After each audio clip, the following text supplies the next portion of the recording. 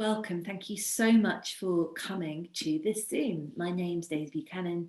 I'm the host of the Your Book podcast, and it is my greatest honour to introduce Ann Patchett, who I'm sure needs no introduction. She is a multi-award-winning and beloved novelist and writer. We're here to celebrate her beautiful brand new book, These Precious Days. And also, thank you so much to bookshop.org for putting on this event, and for all of the independent bookshops and booksellers who are here supporting us. As I'm an author who had her first novel come out during the pandemic when bookshops were technically shut, and my goodness, I never stopped being overwhelmed and delighted and grateful and stunned at just how the commitment and passion that booksellers still manage to get the books to people. And all of my favorite books, my favorite writers, I found because a kind, clever, wise bookseller recommended a book to me. And of course we all know that Anne has a bookstore, the fabulous Parnassus in Nashville. I hope to make a pilgrimage someday. I think Anne is the if I want to call the patron saint of booksellers. I don't know, she'll be cross if I call her that. But Anne, is there anything you'd like to say to booksellers and independent bookshops and all who shop in them? Booksellers, what a time this has been. Unbelievable. And I hope that you have all come through this okay, and you're still doing okay. At Parnassus Books in Nashville, we really have. And the thing that's been so interesting is the pandemic has made us limber and flexible and live.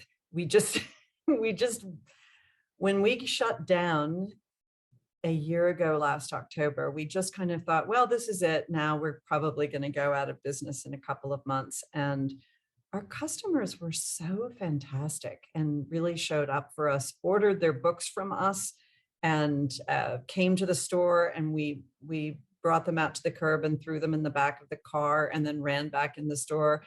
We were closed for a really long time, but we just got really clever and creative. We started doing Instagram videos, and God, I told people that I would write their mother a Mother's Day card if they bought a Mother's Day book box from us.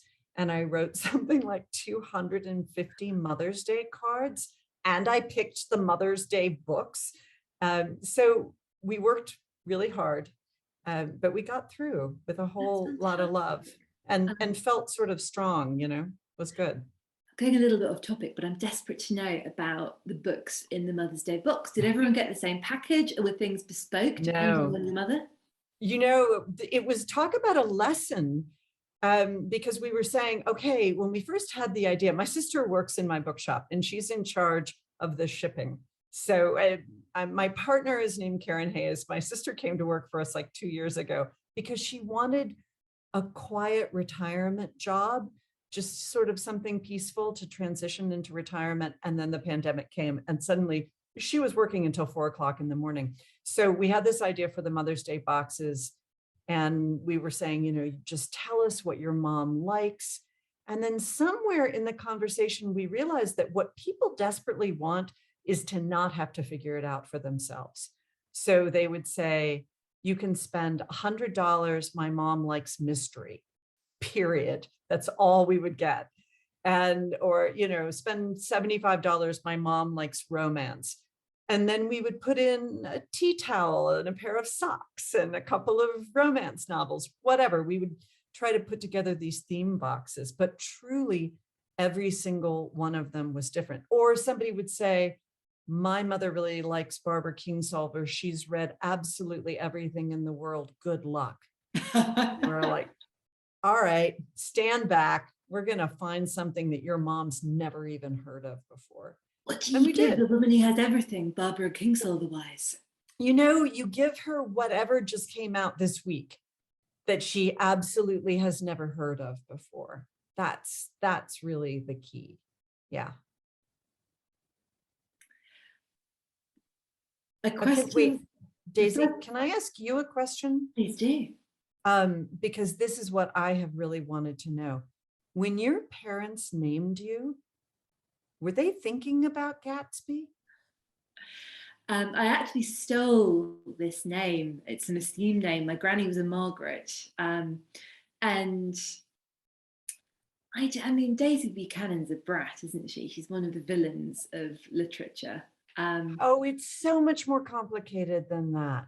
But when I saw your name, I was like, Daisy Buchanan, that's really something.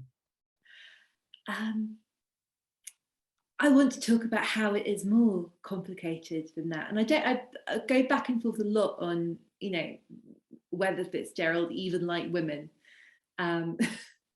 Yeah, well, there's that.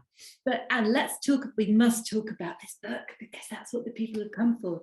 And the first thing I wanted to ask you is a question from Google, because I wanted to read other interviews.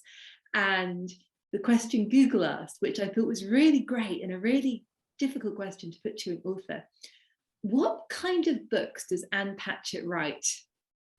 I'd love to hear what you say to that. Okay, so this is what people ask me on airplanes. Back in the old days when I used to admit that I was an author, but now when anybody asks me what I do on an airplane, I say I own a bookstore because it's so much better. I always say I write the kind of books that they make you read in high school. That's my answer. It's, it sounds so pretentious to say literary fiction, but it kind of is literary fiction. It's not commercial fiction. Although I also occupy just maybe the edge in between those two things. But yes, I think that I write the kinds of books that people assign to other people. That would be my answer. Because I was wondering as well about whether you find you meet a different kind of reader through the books. Are there readers who are coming to this book for the first time who will then go on to read the novels who are different in some way from?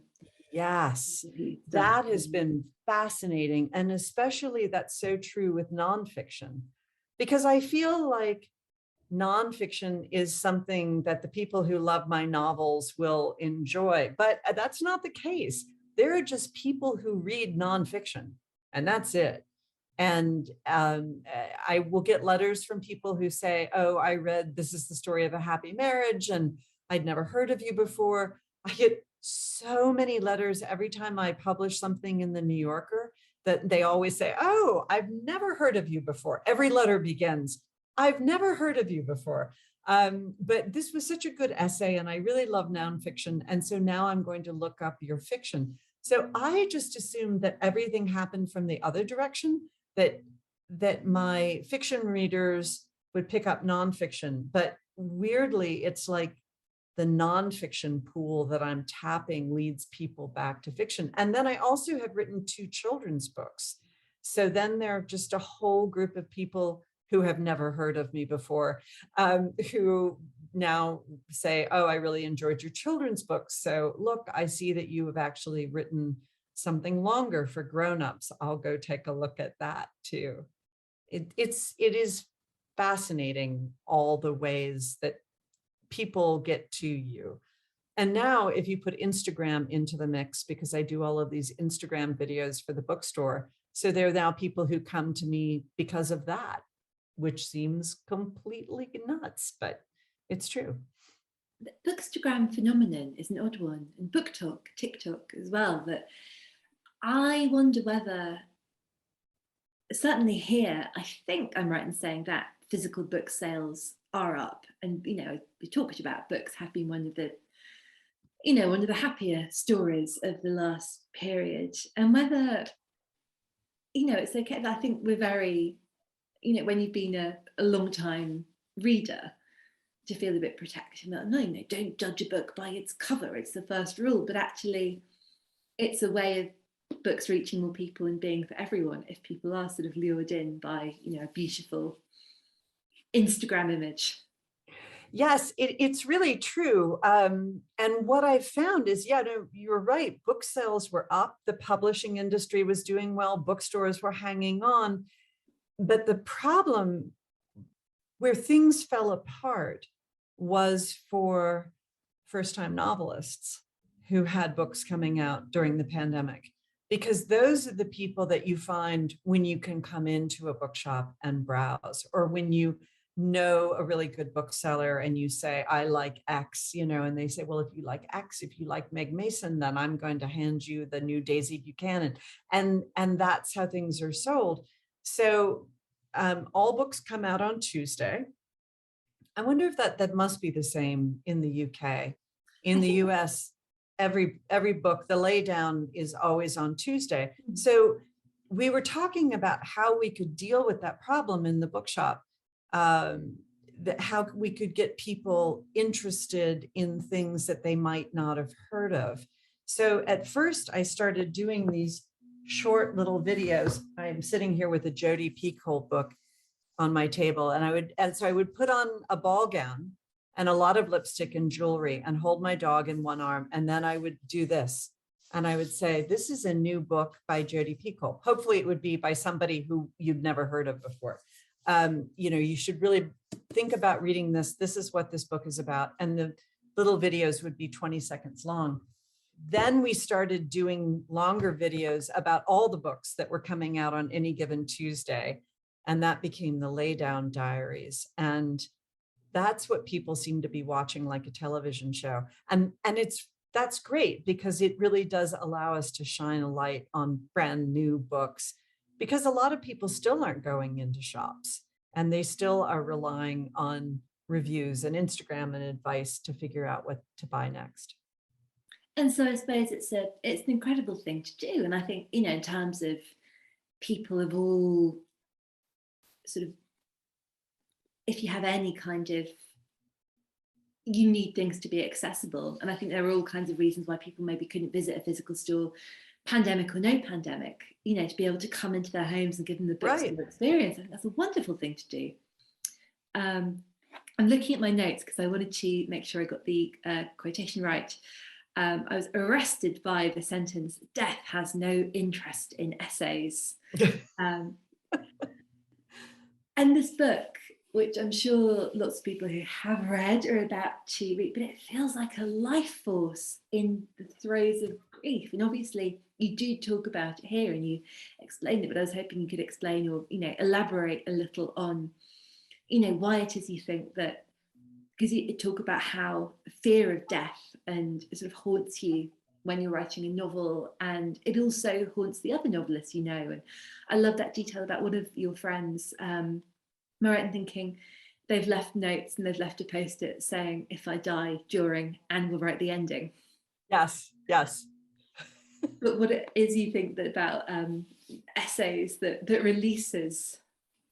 Well, it is really true, because I mean, if you're thinking about a novel, and nobody reads my novels until I'm finished with them, so they just exist in my head and whatever it is that I have put down on paper. So I've made this entire complicated world with all of these souls, and I'm the only one who knows. So if I get hit by a car, that whole world is taken out. Whereas with nonfiction, other people know the story because they're true stories. I mean, the story about my friend Suki coming to live with us, certainly my husband would know that story, and our neighbors would know that story, and my family would know the story, and everybody, Suki's family would know the story. I bring a particular perspective to it, but there are lots and lots of people who, if I was run over by a car, could tell a version of the story of what happened. But with fiction, I'm the only person who knows the book that's in my head, the book that I'm thinking about. Thank you. And I think that's so interesting as well, that it's the thing about facts, I get, as far as anything can be a fact. And, the story versus our story, but that someone could narrate the events somewhere. As I was reading, I was thinking about wanting some of these to be novels or wanting more. And I think all the time about Kent, the father of your friend Tavia. Tavia, yes. And Kent passed away, and you're left with this amazing curation of a life and these incredible sort of objects. And I was so struck by Kent and the way he invents himself and reinvents himself with what he surrounds himself with. Have any other readers come to you and said, oh, you should write a book about this particular essay? Or when you were writing, did you find fiction ideas started to kind of germinate and spin a little? No, I think that for the most part, fiction and nonfiction really exist in very separate parts of my brain. I love that you love Kent. He would be so happy to know that. And I will tell Tavia this afternoon when I call her that we were talking about him. He is such a presence in the world, even after he died. And we hear from his friends, Tavia and I hear from his friends and his former students and people all the time who've read the essay. It's such a joyful thing to feel somebody's presence hanging out in a book of essays. But I did have an experience a couple of weeks ago. My husband, Carl, was flying me around Mississippi to do some stock signings at bookshops before the book came out, because these are people that I've known for 30 years and they're all old friends. And I wanted to go to their stores and sign a bunch of books before it came out so they would have them all there.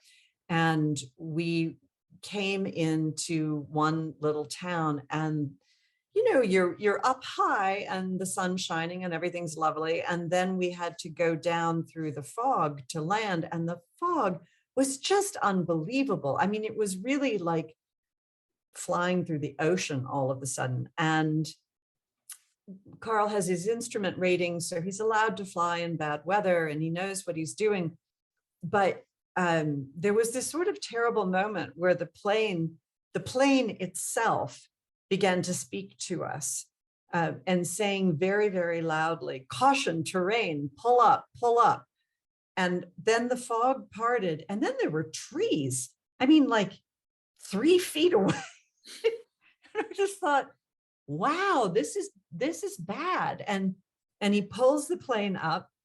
And when we landed, I said, oh, that seemed quite bad. And he said, no, it's not bad because it's flat here. He said, it's only bad if that happens and then there's a mountain right in front of you. So when you pull up, you just fly right into the side of the mountain. He said, as long as it's flat, it doesn't matter. We were still 100 feet away from the trees. And then I'm thinking, okay, I should write about this. I want to write about this as an essay. Oh, I can't write about this as an essay because that essay's already been written. And that was the first time that I had this sort of fictional convergence where I thought, oh, well, maybe I should write about this as a short story then instead, about what would happen if a couple was landing in some tiny little town in terrible weather and they almost crashed. And then the wife refused to get back into the plane.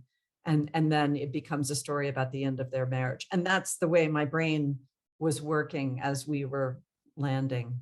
That's so interesting. And I'm really taken by the idea that I'm sorry that happened. It sounds terrifying. It was very fast though, you know, just a tiny bit. But they store in everything, even if it's for seconds, the fears that you were sitting with, and Carl presumably thinking, oh no, I know this is fine. I know roughly the terrain can take this. And he's just like, another day in my piloting life. And there's very sort of split screen. It's incredible. And he was so happy because he said to me while we were standing in the airport having this conversation, which was a very calm conversation. He said, you know, it's really wonderful because nothing interesting ever happens. Like everything is so automated. Everything is so safe. He was like, it felt really good to use some skills and training that I had. And I was like, wow, I'm so happy for you. Yeah. Well, I suppose that does bring us to the essay about Carl and flying, but I'm tempted to steer off because I want to talk to you about another pilot. I want to talk to you about Snoopy. Oh, yes. Yes, Snoopy. And I love this idea that one of the first writers who made you want to write is Snoopy. Right. And I'm going to lean over and say, a friend of mine just sent me some really fabulous Snoopy house shoes. I don't know if you can see him in the sun, but they're really excellent. Oh, It's it's it's so interesting to read reviews. I'm going to keep turning this so I can work my way out of the sun.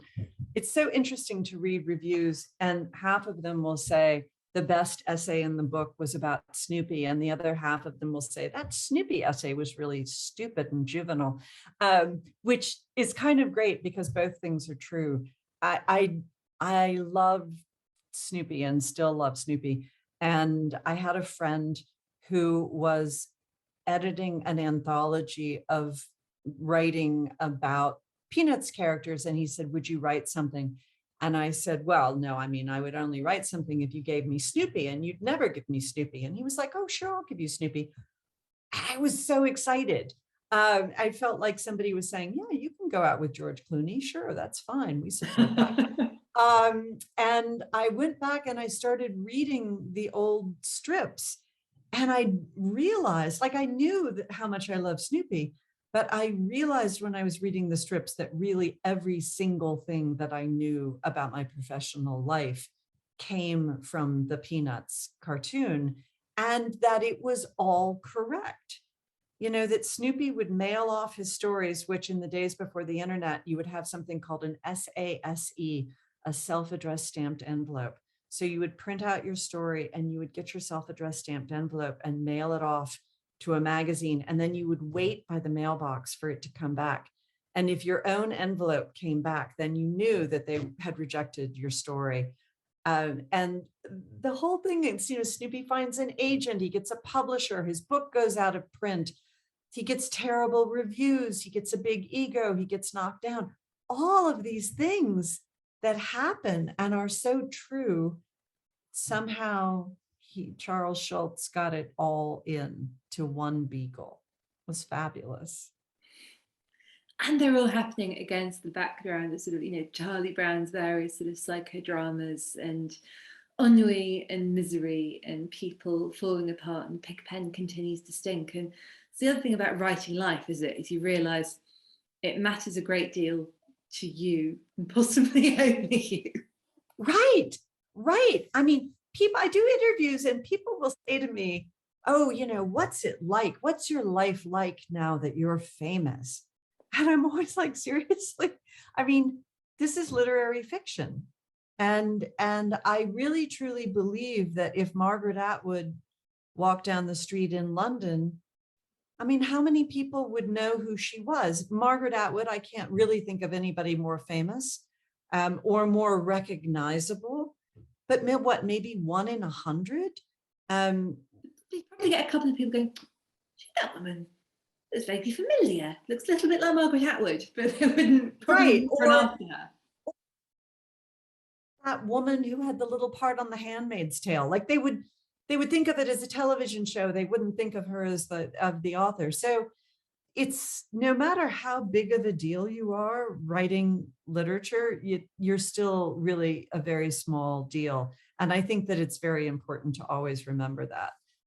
So Snoopy didn't have a lot of humility, but he was good at so many different things. He wasn't just an author. You know, he was 100 different things. That's very true. I like that. That's comfort and inspiration to be drawn from that. This is sort of a question. Can I see Maeve behind you? Oh, yes. Can you see it now? Can you? I can't. There, can you see it? Yeah. I mean, I can stand up and walk over there. I think there are lots of fans who are watching who are going, oh, it's the picture. It's the picture. It's the giant painting in my house, and it's so fabulous. Okay, we're gonna go on a field trip now, friends.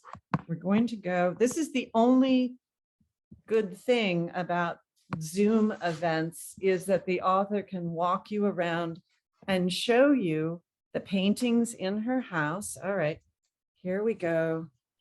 Click on the light, and there she is. And there she is. And it's huge. So my friend Noah Soderstrom, who lives here in Nashville, painted that. I asked him if he would do a painting for the cover of the book, and I sent him, I'd like 3 paragraphs. And he painted this in 4 days and sent it to me. And I bought it. And it was funny because at first I thought, well, will it actually be sort of a busman's holiday to have it in the house? Will I come home and it'll make me think of work every day? But I love this painting so much. And now, since we are walking around, let's take a moment to say hello to one of the shop dogs, shall we? Oh, and now I will come down on the floor. I have to figure out a way to do this. I'm so glad that I'm doing this for a group of booksellers because, you know, if it was like other people, I would be worried, but booksellers, I'm always just happy to roll around on the floor with the dog. So there's Sparky. Hi, Sparky. There's Sparky. Come on. I mean, what more could you want out of life? A really good painting, a really good dog who's very sleepy. And then because it's a holiday and my friends are out of town, I'm also taking care of Sparky's wife. And if you, hey, booksellers, you want to know how to really turn the tide and make a lot of money? Have a dog wedding at your bookstore.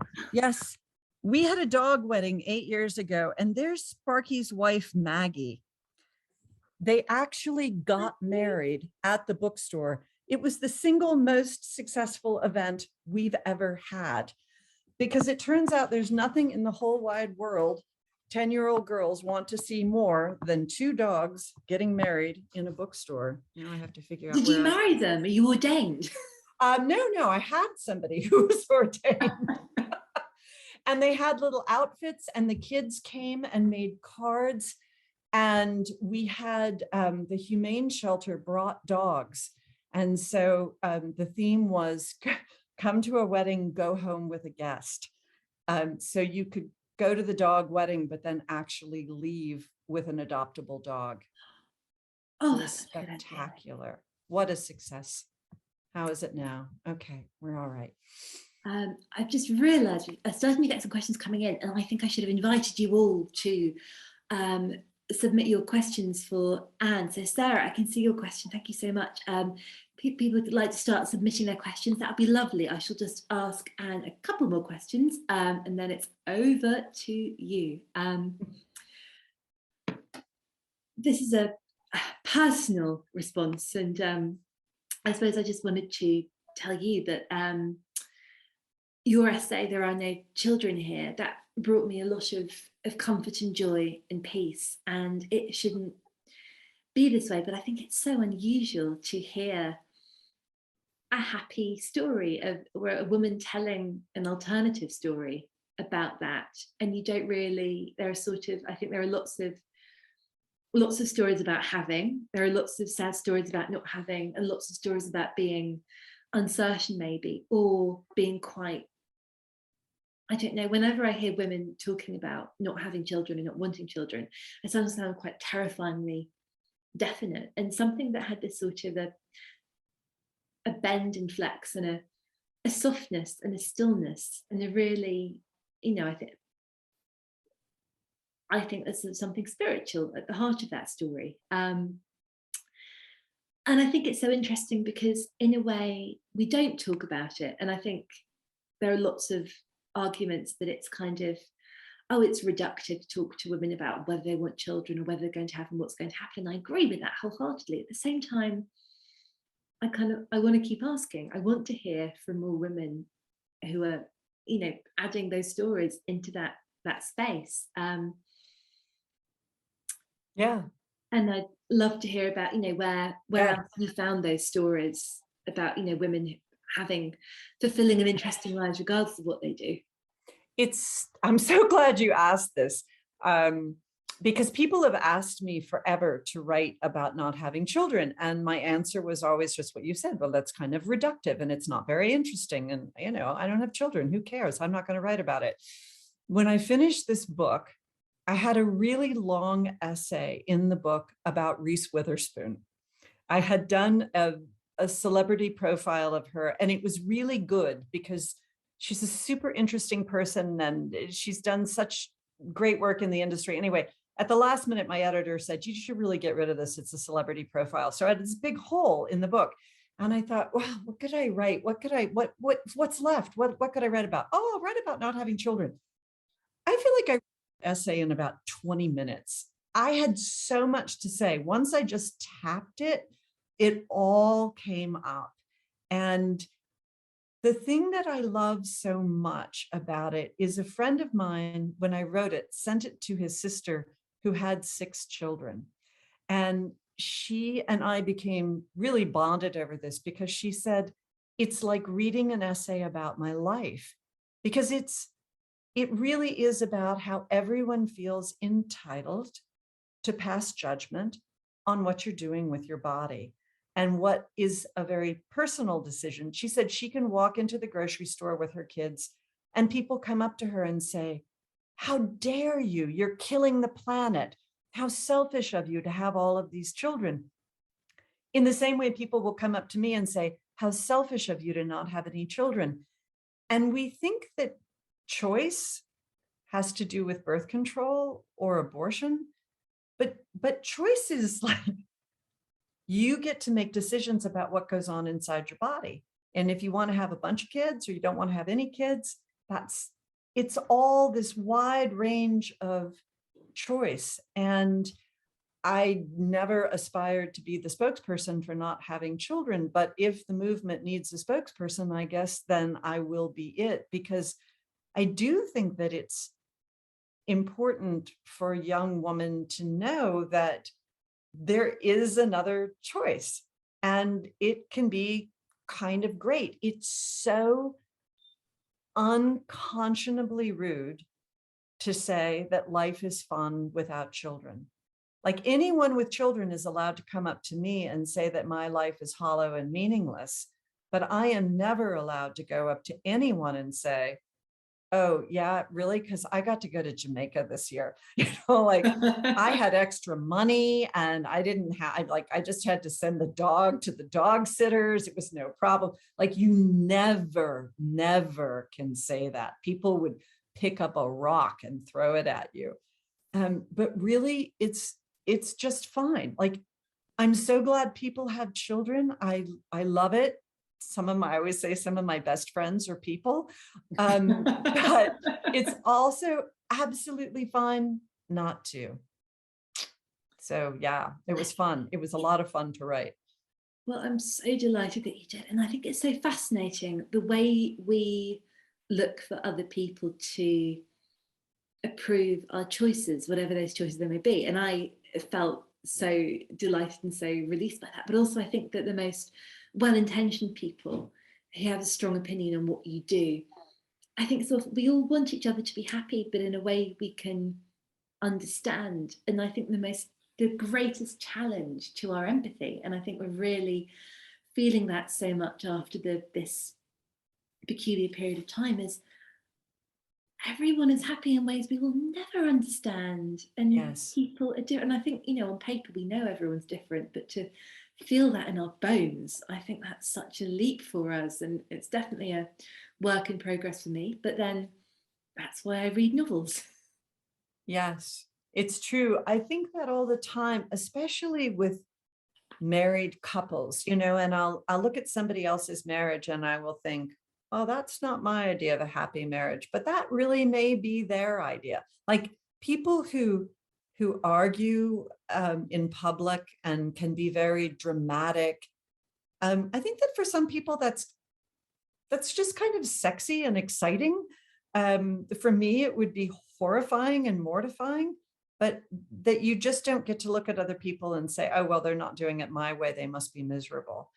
That woman over there who has no children, she must be miserable because I would be miserable if I didn't have children. We do project things onto people and we want to be validated. One of the things that I talk about in that essay is I don't drink. And it really freaks people out. And I don't mind if other people drink at all. I just don't. But people are like, oh, you don't drink. Can I get you a glass of champagne then? And I was like, no, you can't. Enjoy your champagne. Enjoy my champagne. Yeah. And I think that's so revealing that I think everyone has a very complicated relationship with alcohol. It's something that we're all sort of, this is what you enjoy, and this is something to sort of being civilized and being relaxed or whatever.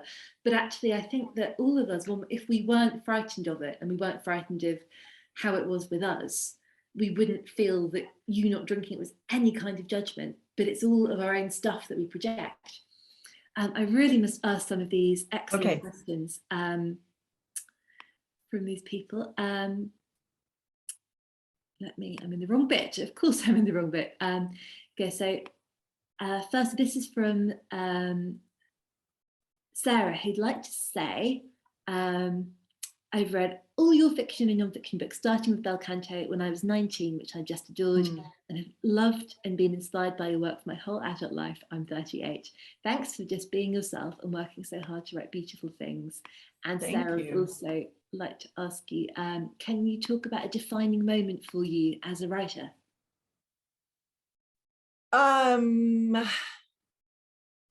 Yeah, okay. So when I was 25, my life was a mess, and I was visiting my friend Lucy in Scotland, in Glasgow, and it was, well, it was Glasgow in the winter, full stop. You know what I'm talking about. It was cold and miserable.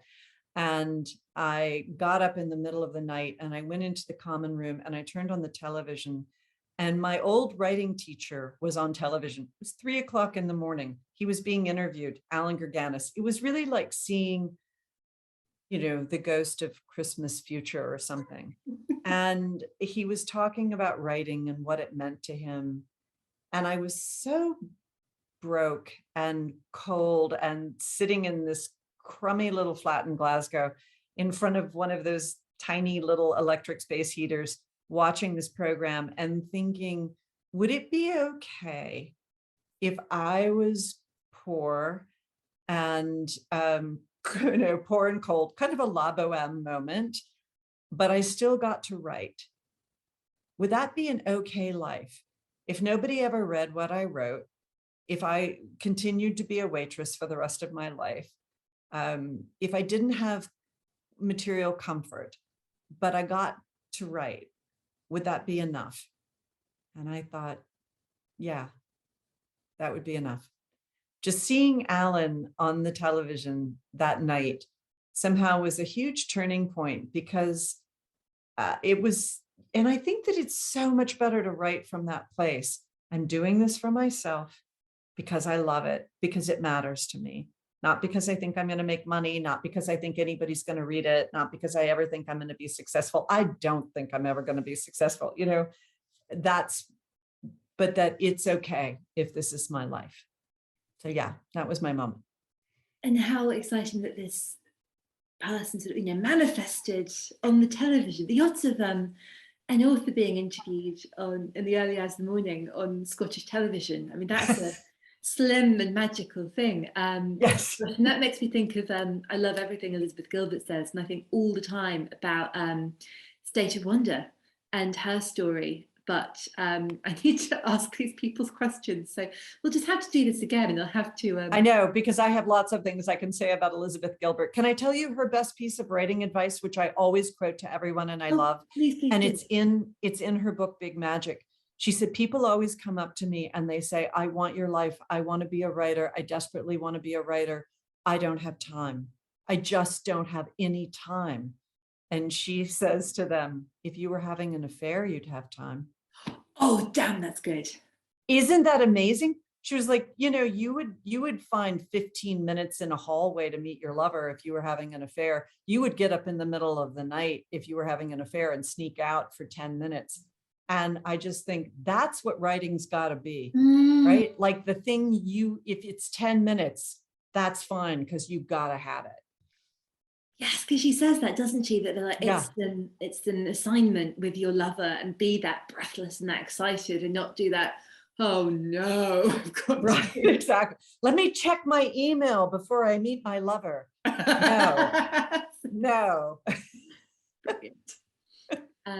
Nina would like to know, which of your own books do you love the most and why?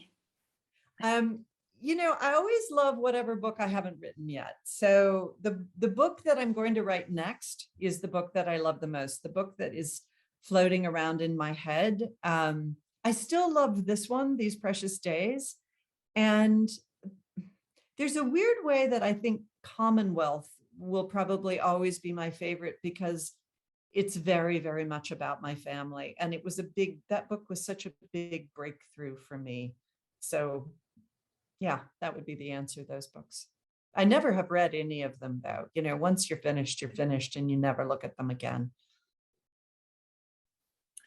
I wonder what that would be like to do. I can understand why you wouldn't, but the sort of, I think it's so interesting, the books that we thought we'd written, the books that we imagine were there, and then what you find. But I think that's so true for readers as well, that sometimes the readers, what they'll take is like, I wrote that. Yes, I like to imagine that someday I'll be in the old folks' home and I will maybe look at some of them again, and it will be a complete mystery to me. Callie Bird would like to know about your writing routine. Do you write every day, and how do you split your energy between writing fiction and writing essays and nonfiction? I don't write every day. I can go for a really long time without writing. And I really think of myself as a fiction writer who occasionally writes essays. During the pandemic, I just wrote essays. I just wasn't interested in writing fiction. It felt really frivolous. And actually, essays felt a little frivolous too, but I was stuck in the house and I needed to have something to do.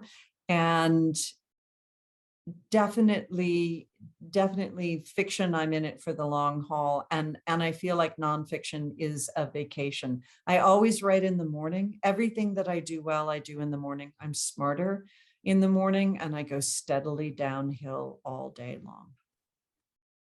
I feel exactly the same way, but anything that requires my brain needs to be done before lunchtime. Yes. Nina says that she thinks Commonwealth is her favourite also. Thank you. We've got a little time, and something I didn't ask you before that I wanted to was about Eudora Welty, who is a writer I barely know, for my shame, but so wanted to read her after reading your essay about her. And I'd love, I could be completely wrong about this. I get a sense that she's not perhaps as known and loved in this country as she is in the US. But I was wondering where we should all be starting, and also any other authors that you'd like to sing about that maybe we should and buy books of from bookshop.org.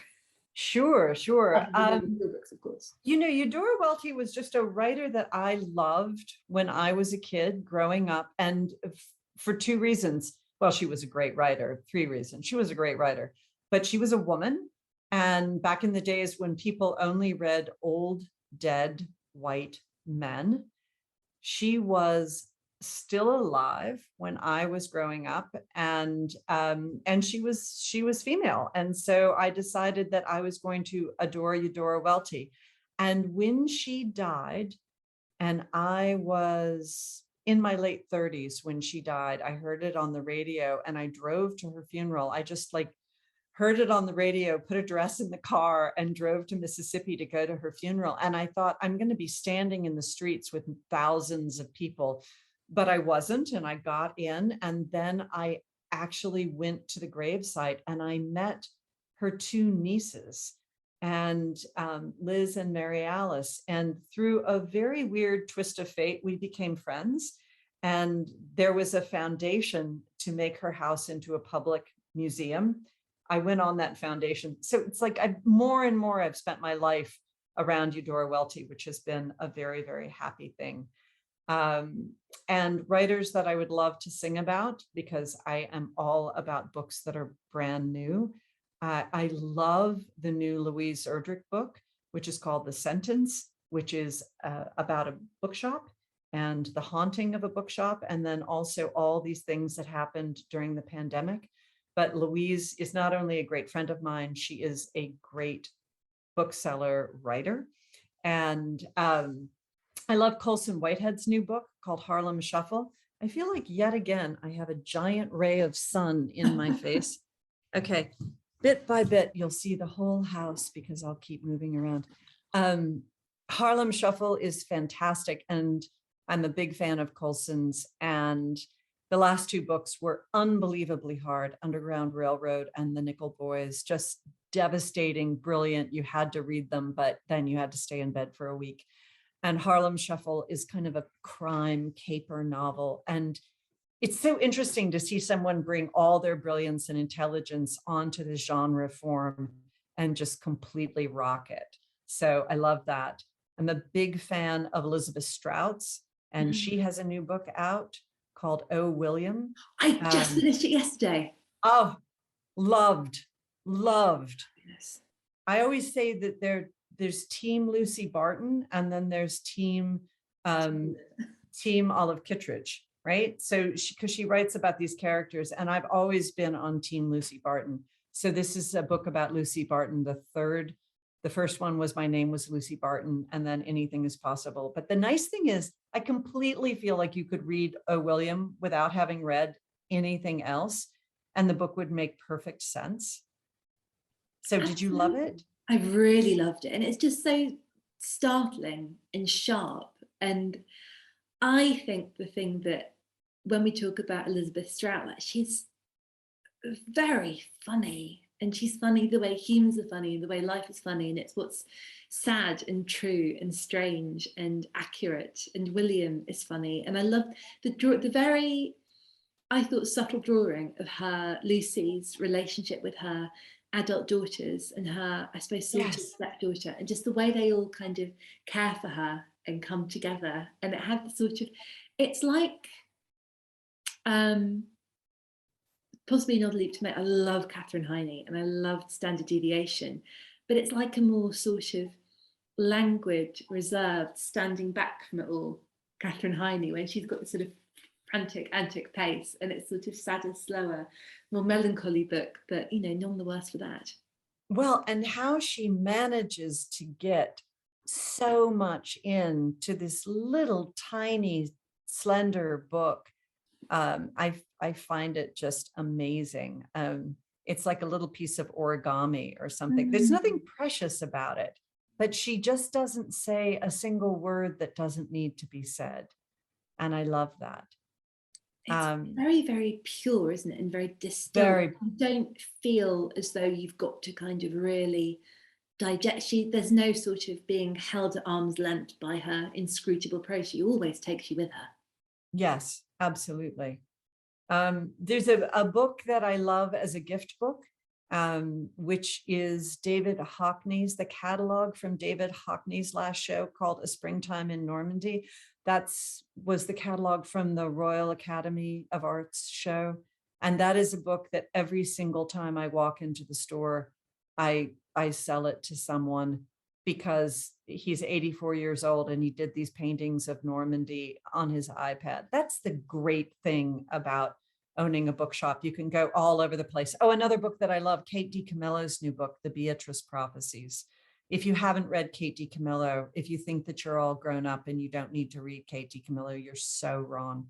Read The Beatrice Prophecies. And the Royal Shakespeare Company is making a musical out of Magician's Elephant, which is my very favorite of all of her books. And that's in production now.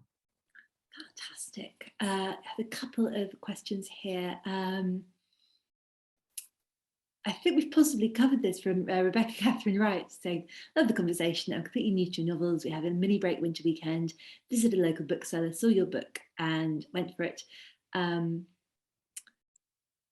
would like your best novel for you to recommend, and your favourite novel, which I'm guessing Commonwealth, but I mean, I'd love them. What I'd recommend, the one I think about all the time, is The Dutch House. And I love them. There's just something about that story and that family and the way, the texture of it. And you can, State of Wonder, you think you can sort of feel the heat and the swamp and the mugginess, and you can, but I think there's something about the family and the brother and sister story and the feeling of the house and the weight of expectation and obligation that I love. Well, and I have to say, before we went on and started doing this conversation, Daisy and I were talking about Catholicism and wealth and poverty and all of these Catholic issues. And that's what the Dutch House is really about. It really came out of those feelings of having grown up a Catholic and thinking, I really believed that people with money were doomed. You know, it was a terrible, terrible thing. That's how we were schooled. It was a terrible thing to wind up with money because God only loved the poor and you had to serve the poor. And so I wrote that book trying to think that through, like, okay, what if these people who were really poor became unbelievably rich overnight and they moved into the most enormous, ostentatious house, and the mother lost her mind. Like, she absolutely could not bear to be the person who lived in the giant mansion. And so she runs away to serve the poor. That actually was a scenario that made perfect sense to me. So going back to our earlier conversation, that might be why the Dutch House speaks to you. I think you're probably right. And I think it's so interesting as well when you see who ends up being drawn to the house and how the story plays out. I won't give any more away for people who haven't read it. Bronwyn Roberts says that she loved the Dutch House so much she didn't want it to end, which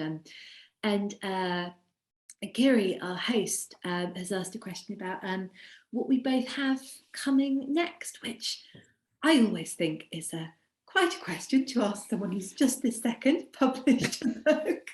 But the story talked about one of your favourite, best and most beloved books being what you have yet to write. How much can you tell us, if anything, about? Is it in your head? Is it on a page? It is in my head, but I've been thinking about it for about 3 years. It was the book that I was putting together when I was finishing the tour for the Dutch House, and then it got sidelined for the essays. And I went and I wrote the very beginning of it, and then I stopped it to do publicity. And I think by January 1st, I will be full in it again. And what can I say? It's about a lot of things, but it's about the difference between youthful love and older married love. I've written very, very little about adult romantic love, and I'd like to lean into that a little bit. And what we think of when we think of being in love, which is just sort of like having your hair on fire in your 20s. And then when you get older, love is really something else. So that's the things that I'm thinking about. But I want to know what you're going to write next. I was just thinking how that kind of brings us back to O. William, and we see this love in its different stages. So my next novel that I have written, but it is to come out, it's called Careering. It's out here in March, and I'm not sure if I'm allowed to say this, but never mind. Just found out it's going to be coming out in America in August. Hooray! So hooray! It's about two heroines, two protagonists, Harry and Imogen. Imogen is 27. She's an eternal intern. She's desperate to write for magazines and to write sort of to break in, and she sort of works for nothing in the day and then goes and works in sort of pubs and factories and things in the evening. And she's sort of running out of time, and she doesn't have much money, and her family can't and won't really support her, and she can't really go home, and she's sort of trapped and stuck in London. And her boss Harry is a sort of legendary figure in publishing, and she thinks she's going to be made the editor of the magazine, and it's all she's sort of lived for and waited for. And they're both very ambitious, and then Harry gets sidelined and doesn't get the promotion she thinks she's sort of, she's put everything on getting this, and she doesn't. She's got to set up the sexy, outrageous new women startup, and it's all a bit of a demotion, and it's a bit homemade. And what Imogen thinks of as her dream job is Harry's nightmare. But it's about the two women coming together to slowly realise they're being exploited by capitalism, and that everything they thought of as their ambition is something that other people can use to sort of manipulate them with. And this idea of kind of exposure. And I think as well, coming really, I don't know if I've done this justice, but wanting to talk about how I'm an old millennial. And I think I was just starting to get going at a time when you were expected sort of to be an intern forever. And then I've got friends who are older than me who are sort of, well, no, if you wanted to do it, you just did it. And I'm sure it wasn't quite that simple. But about, what is passion, and what is it when your relationship with your career is your identity and it feels romantic, and how it is when it slowly dawns on you that none of that will ever love you back.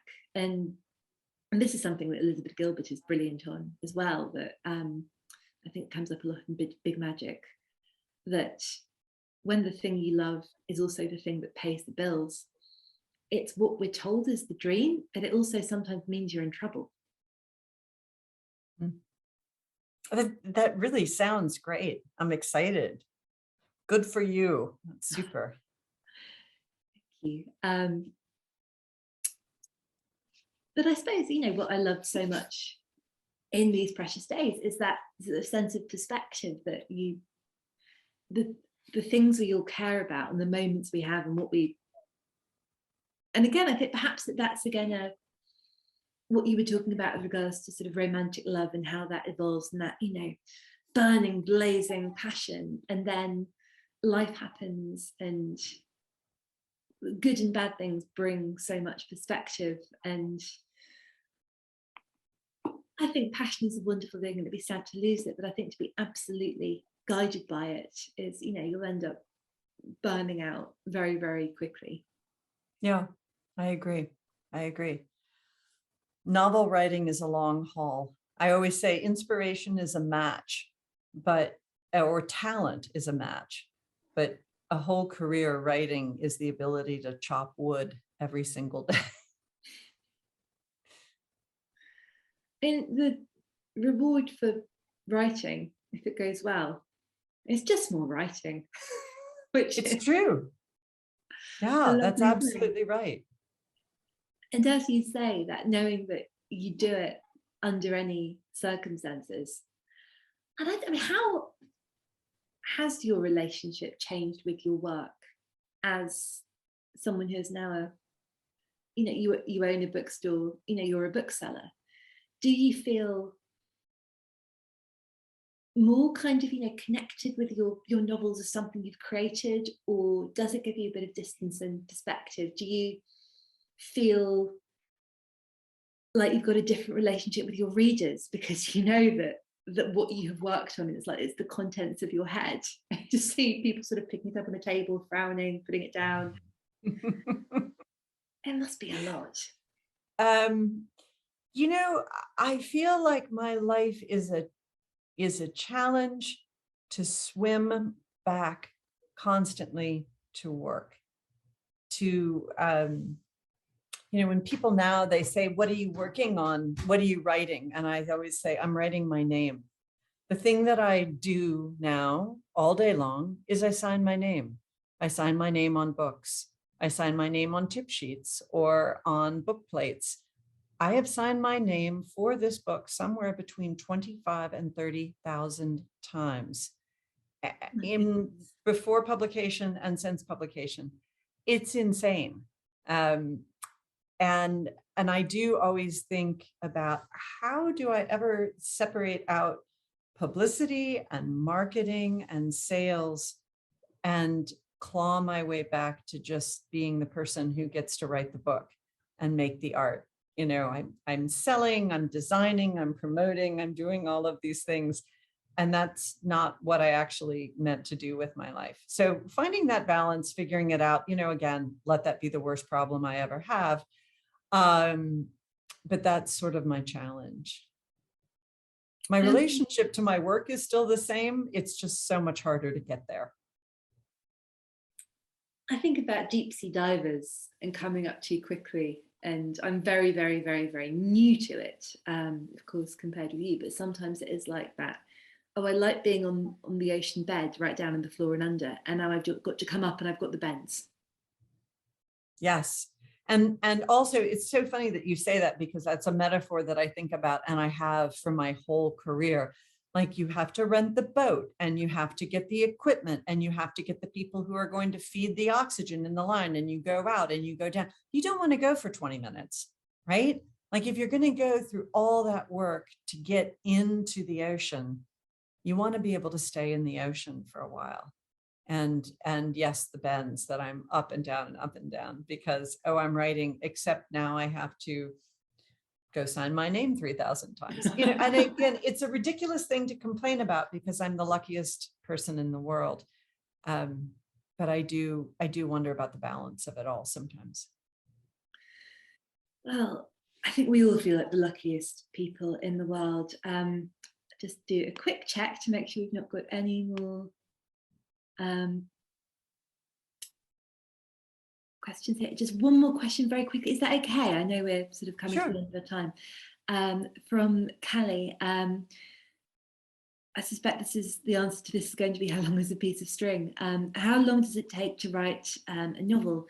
In one of the essays, you say that you don't have drafts, but you work on it as it goes until each paragraph or chapter is right. I mean, does this tend to sort of take a similar amount of time per novel? No, it really, my friend Elizabeth McCracken used to always say it's a trick of accounting because it depends on how long I think about it before I start writing it. That's what decides how long it takes me to write it. So I'm hoping that this book I'm going to write next, because I've been thinking about it for a long time, is actually going to go more quickly. But then I think, well, if it goes more quickly, I'll just be out on book tour again. So I should just do it as slowly as is humanly possible. Anywhere from a year to 4 years, you never know. Well, I wish you a peaceful return to the ocean bed, but I'm so glad that you've been surfacing with us. Everyone, I think everyone here has bought your beautiful book. Don't forget to get your Christmas presents at bookshop.org. I know it's easy for me to say this now, but I really do believe this is one of those, if you know and love a reader, and you're just not sure what there'll be something they'll adore in this, I promise. It has been such a pleasure to do this. Thank you so much, everyone, for coming. Thank you, Anne. I'm going to do a weird clap. Thank you so much, Daisy, and booksellers, all my love. Thank you. Thank you. We love you. Absolutely. Thank you so much. Thank you. Bye. Bye. Bye.